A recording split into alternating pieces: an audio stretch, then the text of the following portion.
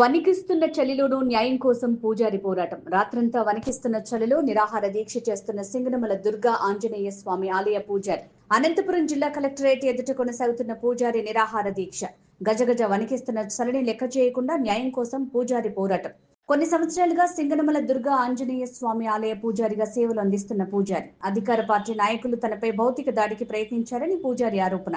ఆలయంలో పూజలు చేయకుండా అడ్డుకుంటున్నారని పూజారి ఆవేదన. తనను పూజారి బాధ్యతల నుంచి తొలగించేందుకు ప్రయత్నాలు జరుగుతున్నాయని ఆరోపణ. న్యాయం చేయాలని కోరుతూ కలెక్టరేట్ ఎదుట నిరాహార దీక్ష. సమస్య పరిష్కారమయ్యే వరకు దీక్ష కొనసాగిస్తానని పూజారి స్పష్టం.